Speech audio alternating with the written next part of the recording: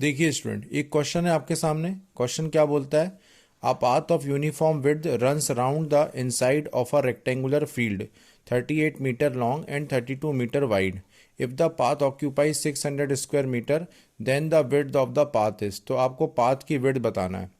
Question समझ लीजिए। Question बोलता है कि पहले एक तो रेक्टेंगल है आपके पास जिसकी लेंथ 38 मीटर है और विड्थ कितनी है 32 मीटर है, और इस रेक्टेंगल के चारों तरफ राउंड लिखा है यहाँ पे, रन राउंड्स, मतलब चारों तरफ एक पाथ चल रहा है।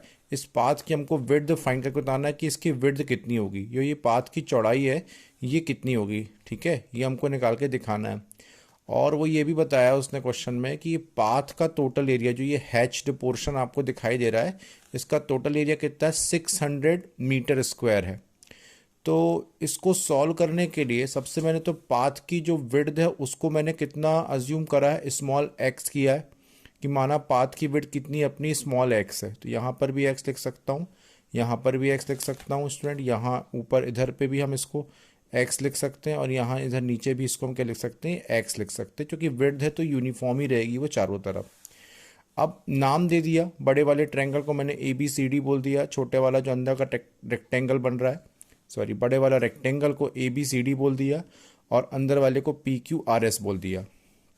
अगर मैं आपसे बोलूं कि area of rectangle A B C D कितना आएगा, तो area of rectangle A B C D आएगा 38 बाय 32 सेंटीमीटर, जैसा कि आप जानते हैं एल इंटू बी किया। हमको निकालना है area of strip. Area of strip कैसे निकलेगा स्टूडेंट?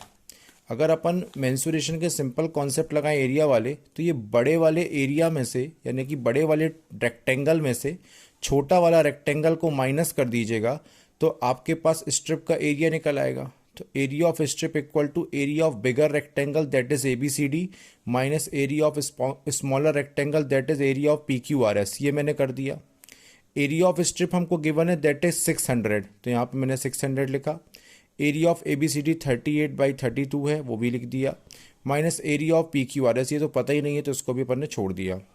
यहाँ पर इसको हमने सॉल्व किया, ये 600 इसका मल्टीप्लाई करेंगे 1216 आएगा, 1216 आएगा स्टूडेंट, और 1216 फिर इस तरफ चला जाएगा, तो ये हो जाएगा माइनस 12, माइनस हमको कितना बचेगा? 616 बचेगा इसको सॉल्व करने के बाद।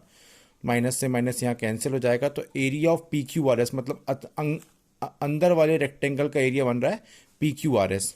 तो मैंने यहाँ पे लिखा area of P Q R S equal to 616, ये हमारे पास बचता है। अब अपन अंदर वाले रेक्टेंगल का एरिया देखते हैं कि वो कितना बनेगा। देखिए टोटल कितना है, ये 32 है, तो अंदर वाला कितना बनेगा? एक्स इस तरफ से माइनस कर देना, एक्स इस तरफ से माइनस कर देना, मतलब अंदर वाले की जो ये डेप्थ है इसको इतनी बचेगी, 32 माइनस 2x बचेगी।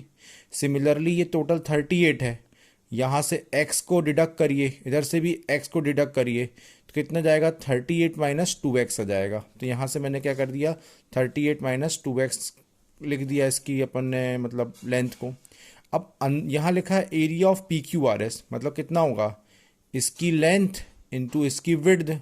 लेंथ कितनी आई है? 38 माइनस 2x लिखा, तो यहाँ पे लिखा 38 माइनस 2x, और विड्थ कितना लिखा है? 32 माइनस 2x लिखा, तो ये लिखा मैंने 32 माइनस 2x लिखा। इस तरीके से इसको सॉल्व करते हैं, कितना बनेगा स्टूडेंट? देखिए 38 का मल्टीप्लाई 32 में करूँगा 1216, फिर इसका करूँगा 76x, 2 का करूँगा 32 में 64x, और माइनस 2x का माइनस 2x में तो 4x स्क्वायर बन जाएगा, इक्वल टू 616 आएगा। आगे फर्दर इसको सॉल्व किया है। फर्दर सॉल्व करने के लिए देखिएगा यहाँ पे इसको सॉल्व किया तो ये इक्वेशन इस तरीके से बनी। इसको इक्वेशन को मैंने सिंप्लीफाई करा तो 4x square minus 140x plus 1216, ये 616 को मैं इस तरफ ले आया तो माइनस 616, सॉल्व करा, सिंप्लीफाई करा, 600 बचेगा। 4 से डिवाइड कर दिया मैंने पूरे इक्वेशन को सिंप्लीफाई करने के लिए। उसके बाद हमारा ये क्वाड्रेटिक इक्वेशन, आप लोग जानते हैं इस इक्वेशन को हम क्वाड्रेटिक इक्वेशन बोलते हैं। ये क्वाड्रेटिक इक्वेशन फॉर्म हो गया। क्वाड्रेटिक इक्वेशन को सॉल्व करने का आप ये वाला मेथड श्रीधराचार्य फॉर्मूला इस्तेमाल कर सकते हैं। एक्स इक्वल्स टू कितना होता है? क्वाड्रेटिक इक्वेशन स्टैंडर्ड होती है a x square plus b x plus c equal to 0, और इसके लिए श्रीधराचार्य फॉर्मूला क्या लिखते हैं हम लोग? X equals to minus b plus minus under root b square minus 4ac upon 2a। मैंने इसको पूरा सॉल्व किया, ये हमारा ए कहलाएगा, ये हमारा बी कहलाएगा, ये हमारा सी कहलाएगा। तो ए की वैल्यू यहाँ पे 1 कहलाएगी, बी की वैल्यू 35 माइनस 35 कहलाएगी, सी की प्लस 150 कहलाएगी।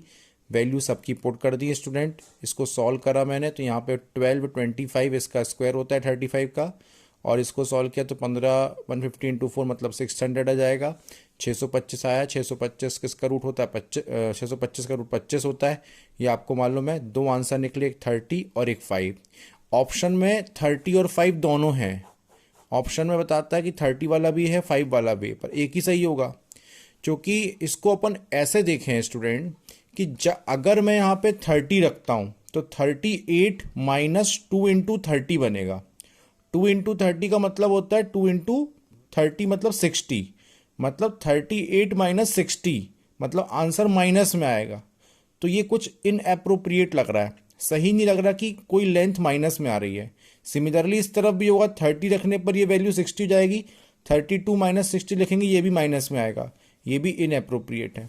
पर हमारा जो दूसरा आंसर है 5 वाला, अगर हम उसको रखते हैं तो हम देखते हैं कि 5 टू जा 10 होगा, 38 में से 10 जाएंगे तो 28 बचेगा, जो कि हो सकता है डायग्राम में दिख रहा है। और स्टूडेंट एक चीज हम और दिखाना चाहेंगे कि अगर यहाँ पे 2 इंटू एक्स रखें तो 2 इंटू 5 10, 32 में से 10 जाएगा तो 22, जो कि दिख रहा है।